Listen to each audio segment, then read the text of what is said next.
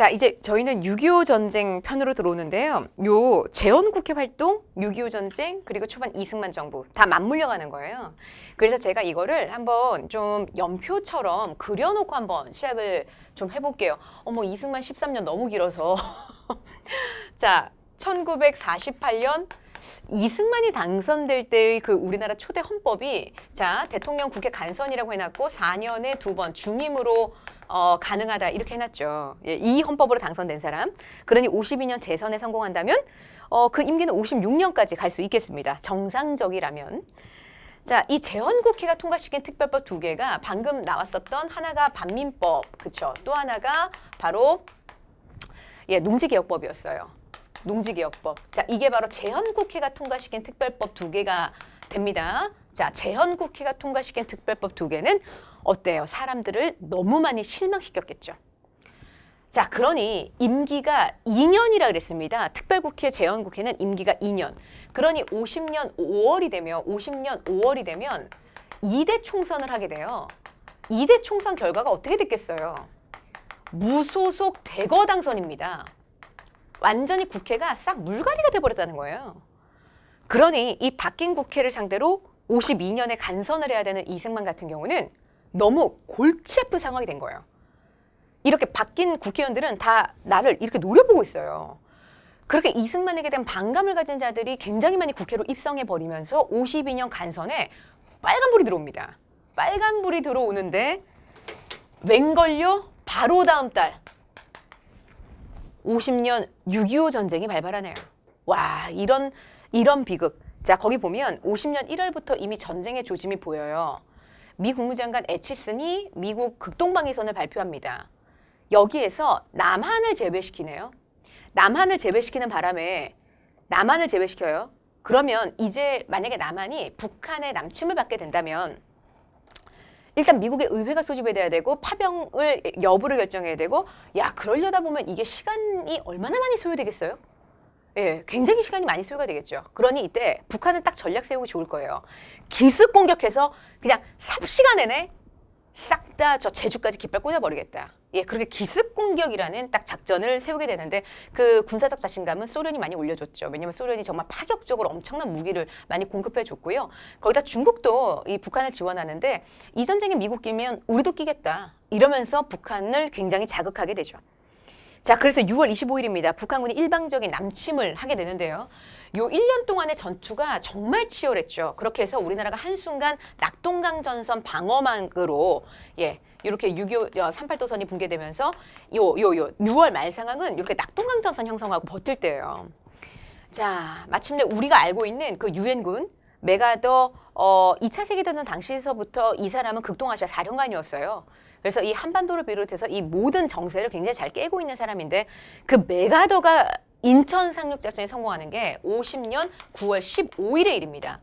이렇게 해서 바로 인천 상륙작전으로 9월 28일에 서울을 다시 탈환을 하게 될 거예요.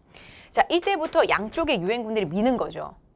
그렇게 해서 우리나라가 10월 1일에 38도선을 돌파할 거고요. 10월 18일에 평양을 찍을 거고요. 10월 말이 되면 유엔군이 여기까지 최대 북진을 하게 될 거예요. 이러면서 당시 임시 수도가 우리나라는 부산이고요. 우리나라는 전쟁이 터지자마자 모든 작전권을 유엔군에게 모두 넘겼기 때문에 보고만 받고 있는 게 이승만 대통령이에요. 이때 북진 통일하면 끝나는 줄 알고 정말 기뻐서 난리 나죠. 난리 나는데 어머, 전쟁은 진짜 끝까지 해봐야 하는 거. 자, 50년 11월에 바로 중국군이 개입을 합니다. 중국군이 개입. 자, 이렇게 중국군의 개입으로 12월 5일 흥남부두에서 급하게 철수하고요. 당시 평양에서 그 중국군의 인해 전술에 완전히 말려갖고 메가더가 완전히 패배하거든요. 이때 그래서 메가더는 전쟁 책임자에서 잘리죠. 하지 중장이 다시 들어올 거고요. 자, 그리고 서울을 다시 뺏깁니다. 그게 51년 1월 4일. 그래서 우리 서울 다시 뺏기는 게 그 유명한 일사후퇴. 자, 그리고 우리가 3월까지 대전 일대까지 싹 밀렸었어요. 이게 중국군 최대 남침선이 되겠는데요. 3월 말에 다시 우리가 서울을 되찾을 겁니다. 그리고 4월이 지나 다시 전쟁이 딱 만 1년 되는 시점이 51년 6월 아니겠어요? 이 전쟁을 대체 왜 했는지 너무나 허무하리만큼 38도선 부근에서 교착 상태에 빠지게 됩니다. 자, 이때부터 소련의 제안으로 유엔군 대 북한군의 휴전 협상이라는 게 진행이 되게 될 거예요. 참고로 요 전쟁이 50년 6월에 시작이 돼 51년 6월까지 진짜 1년 동안 너무너무 치열했다라는 거예요. 자, 이후 휴전협상이 진짜 사인되는 건 53년 7월이에요. 근데 이제 2년여의 시간 동안은 사실상 전투가 좀 사그라들고 사람들은 휴전협상의 진행 이런 거에 대해서 굉장히 관심이 높을 때죠. 자, 요 사이에 껴있는 게 바로 1952년 두둥 바로 이승만은 두 번째 대통령 선거에 도전해야 되는 거야. 근데 그 사이에 전쟁이라는 초유의 사태가 터지면서 우리나라 전 국민들이 완전히 혼비백산돼 있습니다. 그러니까 전쟁이라는 공포심에 잔뜩 질려 있어요. 근데 이 와중에도 이승만은 자유당, 여당 이름을 자유당으로 딱 창당하죠. 그래서 강한 자유당, 그러면서 이제 내가 공산당 다 때려잡아 주게 하는 거예요. 야, 그러니까 전쟁 공포심에 잔뜩 질려있는 사람들한테 국회 간선이 아니라 딱 간자를 뭐로만 바꾸면 직으로 바꿔서 직선을 하면 당선 가능성이 높겠다는 거죠. 그렇게 해서 당시 부산에서 52년 5월입니다. 국회로 출근하던, 임시국회로 출근하고 있던 야당 의원들을 경찰이 잡아갈 거예요. 여당 의원들만 모여서 그것도 기립투표로 통과시킨 우리나라 1차 개헌의 제목이 발췌개헌입니다. 왜 발췌? 한 글자 닦잖아요. 간을 직으로요. 이렇게 해서 바로 발췌개헌에 성공을 할 거예요.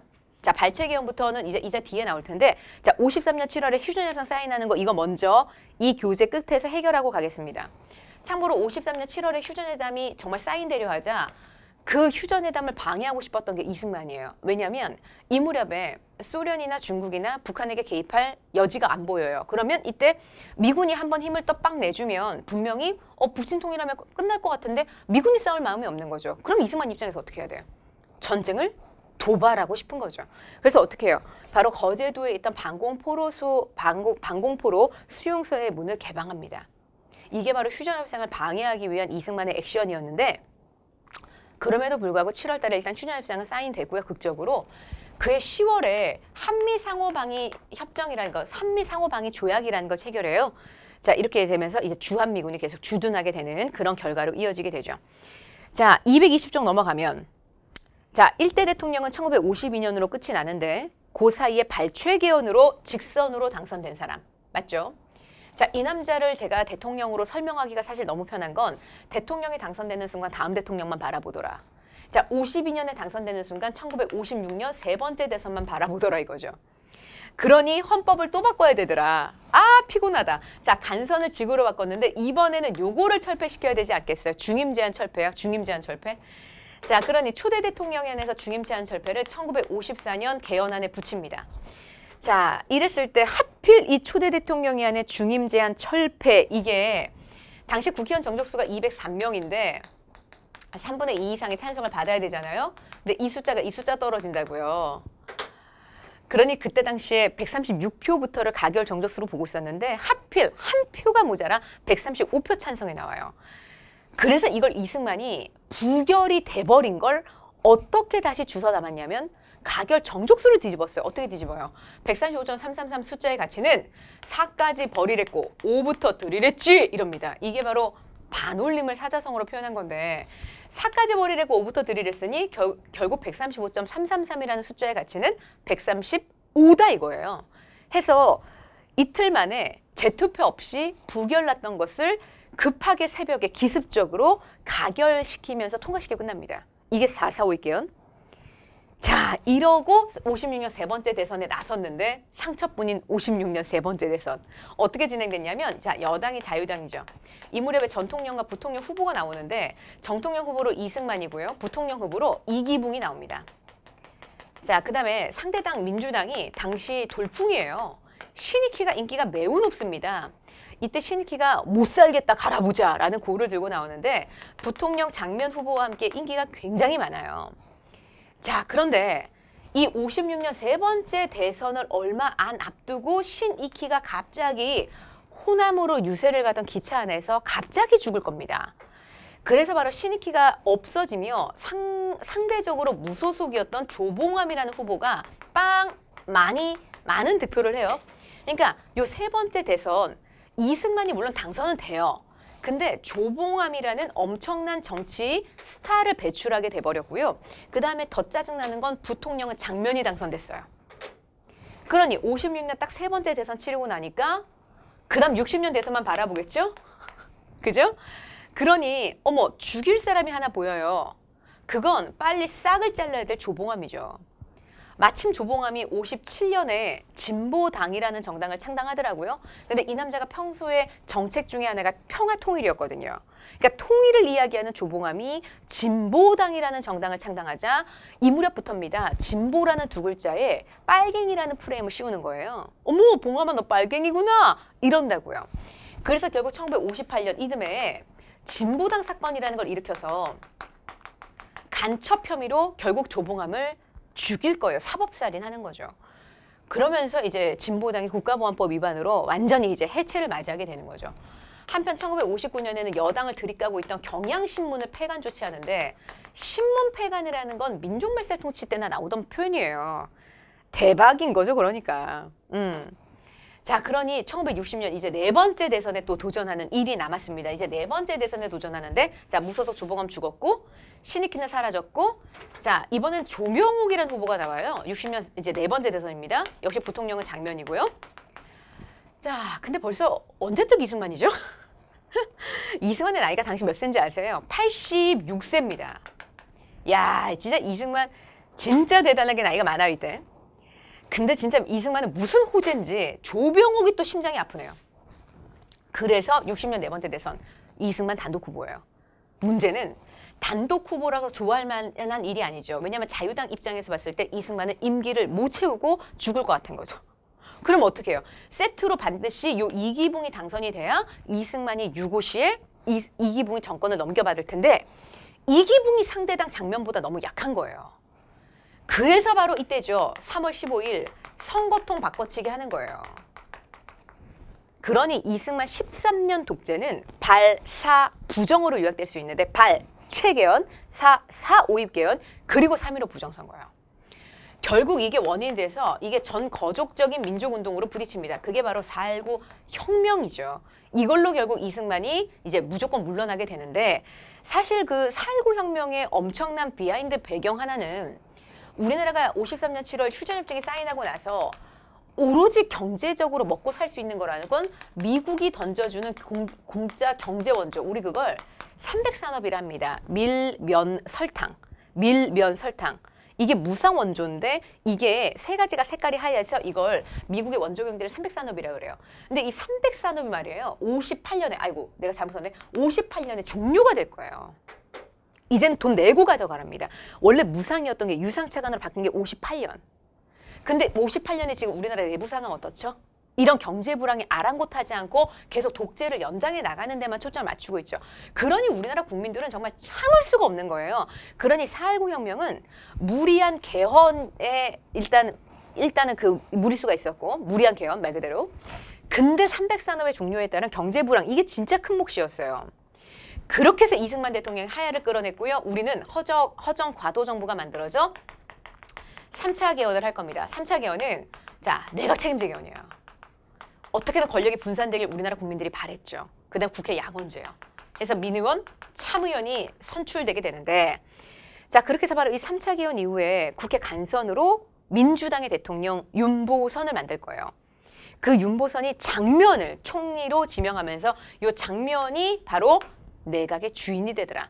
해서 출연한 게 바로 장면 내각인데요. 이 장면 내각이 부정선거 관련자, 부정축제자를 처벌하는 4차 개헌까지 드리블을 해요. 근데 생각을 해보세요. 자, 10년 넘는 정말 이 나라 권력을 완전히 휘어잡고 있던 자유당. 그런 기득권 세력을 뿌리채 흔들기 위해서는 정말 이걸 압도할 만한 카리스마가 있어야 되는데 이 장면은 되게 민주적인 인물로 정평이 높았던 인물이에요. 그러니 그런 카리스마는 사실은 기대하기 힘들어요. 자, 그러면서 4차 개헌 한마디로 부정선거 관련자 처벌 확실하게 못했고요. 이 남자가 이제 제일 먼저 역사상 첫 던진 게 경제개발 5개년 계획. 이거 박정희가 최초가 아니에요. 장면이 최초입니다만 경제개발 5개년 계획을 던졌지만 재원 마련이 힘들죠. 뒤늦게서야 군비 축소를 명령하게 되는데 그렇게 해서 우리나라 군사 장교급들이 다 잘려나갈 위기가 됩니다.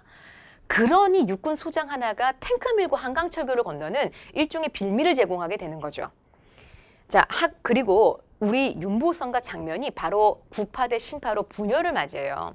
그래서 사회 각계각층으로 터져나오는 여러 가지 사회적 요구를 수습하기가 불가했다. 그래서 결국 61년 5.16 군사 쿠데타로 박정희라는 군부가 이 나라 정권을 휘어잡으며 10개월 만에 결국 장면내가 무너지는데, 박정희로 넘어갈게요.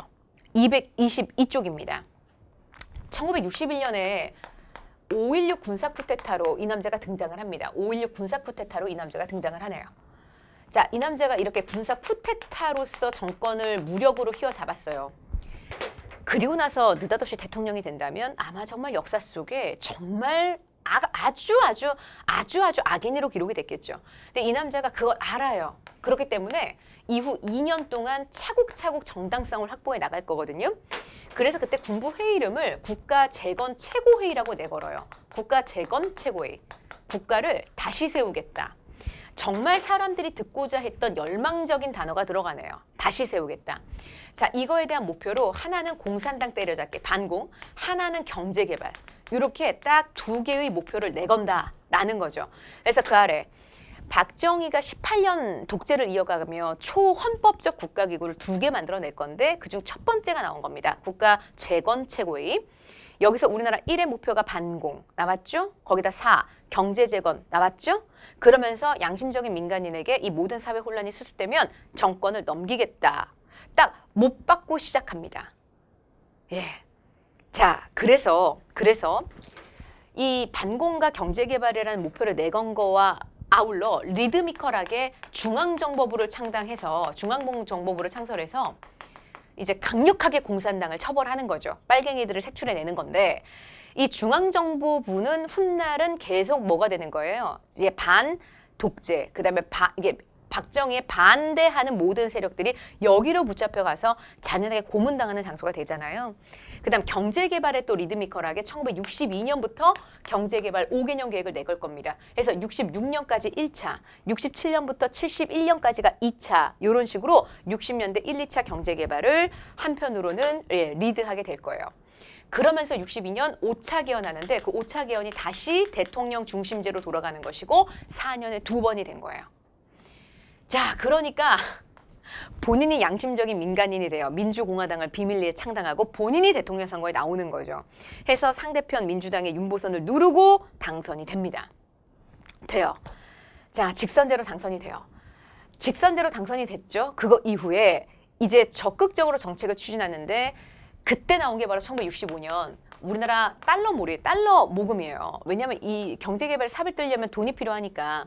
그래서 20여 년 만에 드디어 일본과 국교를 재개합니다. 자, 한일협정인데 사실 일본과의 국교 재개는 당연히 이루어졌어야 돼요. 단, 반드시 전쟁 배상금, 사죄, 분명히 이런 게 우리 한일협정 안에 명시가 되어야 되는데 배상, 사죄 이런 말 끝까지 일본이 안 합니다. 굉장히 일본이 고압적인 자세로 나오거든요. 경제협력개발자금이라는 돈으로 3억 달러를 받는 그 대가는 너무 혹독했어요. 그러니까 이때 다시 이제 단추가 깨어지는 과정에서 첫 단추가 또 잘못 깨어지니 60여 년이 이제 벌써 흘러오고 있잖아요. 이 잘못된 한일협정이. 그러니까 일본과 한국의 국제적인 질서가 영원히 끌려갈 수밖에 없는 그런 아주 아찔한 상황이 이때 연출이 되기 시작을 하는 거죠. 그런데 65년의 굴욕적인 한일협정은 당시에도 아주 많은 반대에 부딪히게 됩니다. 1964년에는 육삼항쟁이라는 게 발생해요. 그 육삼항쟁이라는 건 굴욕적인 한일협정에 반대하는 시위였는데 그럼에도 불구하고 위수령을 선포하고 한일협정을 강행했다라는 거죠. 자, 또 하나 남의 나라 내전에 가장 명분 없는 파병을 하네요. 이것도 역시 미국 군대로부터 달러를 지원받는 그 이유였는데요. 우리나라가 64년 비둘기 부대, 이건 비전투병, 65년에 맹호 부대, 전투병 부대가 나가는데 65년부터 73년까지 베트남 파병을 하면서 역시 군 현대화 사업을 지원받겠다라는 역시 달러가 그 대가가 됐더라라는 거죠. 그 아래 브라운 각서가 그 내용입니다.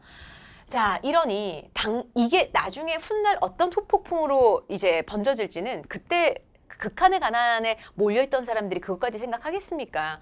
그러니 67년에 무난한 재선의 성공, 사실 71년 이 대선에 본인이 못 나가는 거죠.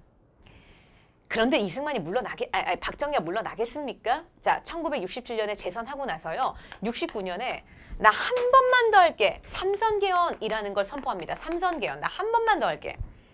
이 삼선개헌을 밀어붙일 수 있었던 빌미가 있어요. 자, 68년에 말이에요. 121 사건이라고, 이게 이른바 김신조 사건인데 우리나라 청와대 바로 뒷산 인왕산으로 무장공비 31명이 출연을 하게 돼요.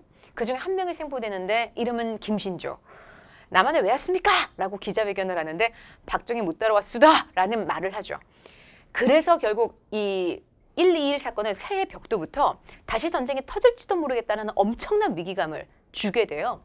그리고 이해 가을에는 울진 삼척 일대에 무장공비 120여 명이 출연하게 되거든요. 예, 잠수함 2대에 나눠 타고 남한으로 쭉 접근하게 됩니다.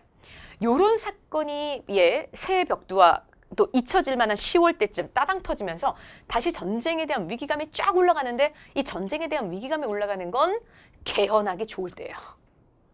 예, 개헌하기 좋을 때. 이렇게 해서 바로 69년 삼선 개헌한다는 거죠. 그리고 이제 71년 대선에 나섰는데, 자, 대통령 선거 꽁으로 나가겠습니까? 70년에요. 서둘러서 완공하는 아주 국책 사업이 있습니다. 그게 바로 서울, 대전, 대구, 부산. 이게 경부고속도로를 쭉 완공한 거예요. 자, 경부고속도로를 완공합니다. 바로 박정희가 정권 잡은 지 9년 만에 한강의 기적이 먼지를 쌓아 올리는 순간이 되는 거죠. 자, 경부고속도로가 70년에 오픈하네요. 자, 그 다음에 농촌에서부터 거꾸로 도시로 잘 살아보세요 운동, 새마을 운동까지 1970년에 스타트해요. 물론 이해 가을 10월에는 전태일이라는 동대문 노동자가 자기 몸에 분신을 해서 죽는, 이런 근로기준법을 준수하라 이러면서 죽는 이제 이런 폐단도 발생을 하지만, 당시 전태일 사건은 언론이 덮었을 것이고 당연히 이 두 가지가 얼마나 호도가 됐겠냐는 거죠. 자, 그런데 71년 이 세 번째 대선, 진짜 여유 만만데 나갔던 이 대통령 선거에서 박정희는 의외의 복병을 만나게 돼요. 보시면 이 서울, 대전, 대구, 부산 이 경부축이라는 게 확실한 박정희 대통령의 지지층, 팬덤이 됐었을 겁니다. 근데 반대로 여기 보이세요? 텅 비어 있는 거. 그러니까 여기 전라도 세력의 결집을 가져와요. 그래서 김대중이라는 와우, 굉장히 인기 돌풍을 일으키는 정치인을 만났다는 거죠. 그래서 71년 대선은 분명 박정희가 두 가지 목표로 내건 반공 경제개발, 여기에서 박정희식의 경제개발은 이제 약발이 떨어졌다라는 것을 그대로 보여주는 사건. 왜? 그만큼 박정희식의 경제개발에 반감을 가진 자들이 너무나 많다라는 게 만방으로 티가 나는 사건이 돼버려요. 자, 그렇게 해서 71년 대선 찝찝하게 치른 이 마당에 72년에 진짜 7월 4일이거든요. 이게 7.4 남북공동성명이라는 너무 중요한 사건인데, 이게 평화통일 최초의 합의문이에요. 생각해보면 지금 이 박정희가 통일하고 싶을까요? 자, 바꿔 말해 김일성도 통일하고 싶을까요? 아니, 두 독재자가 독재를 쪼는 데 있어서 사실 남북 분단의 위기를 굉장히 악용해 먹는 측면이 많았기에 아마 통일할 의지 당연히 없었을 건데, 왜 갑자기 평화통일 3대 원칙. 자, 우리 뒤에서 만나게 될 거예요. 제가 미리 할게요. 자주, 평화, 민족 대단결. 자, 평화통일 3대 원칙을 느닷없이 발표하네요. 자주적, 평화적, 민족 대단결. 이게 첫 평화통일 합의문. 진심이 아니라 할지라도 지금까지 고수되고 있는 굉장히 중요한 원칙이거든요. 지금까지 고수되고 있는. 예. 그래서 시험 문제 진짜 잘 나오는 게 바로 이 72년 7.4 남북공동성명인데, 이거를 발표할 수밖에 없었던 이유가 당시 국제적인 상황 때문에 그래요. 당시 국제적으로 사회주의권의 큰 두 축, 소련과 중국이 싸움이 나요. 그래서 그때 소련을 매겨버리려고 미국과 중국이 급격하게 포옹합니다. 당시 69년 이때죠. 미국 대통령이 닉슨이 독트린을 선언하는데, 우리 아까 전 시간에 트루먼 독트린 나왔어요. 트루먼 독트린은 이제부터 냉전의 시작. 자, 닉슨 독트린은 반대예요. 이제 냉전은 끝났다. 이거예요. 탈냉전을 선언하고 미국과 중국의 급격한 화해가 진행되는데, 이때 미국은 남한을 야리는 거죠. 중국은 북한을 야리는 거예요. 이 두 국가가 리듬을 맞춰드릴 수밖에 없는 거예요. 그런 탈냉전의 흐름에. 그러니 사실 남북 지도자 진심은 아니지만 자주적으로 평화적으로 민족대단걸 이런 평화통일에 대한 의지를 국제사회에 알리는 거죠. 이렇게 탈냉전의 분위기에 우리가 일조를 하는데, 문제는 박정희는 이제는 반공도 그럼 때려쳐야 돼요. 아니, 그럼 뭘 가지고 빌듯이 나 4선개헌, 5선개헌 하겠어요. 빌듯이. 이제는 더 이상 그게 안 통해요. 자, 여기에서 이제 박정희의 승부수가 나온다는 거예요. 제가 석사 논문을 박정희 유신으로 썼거든요.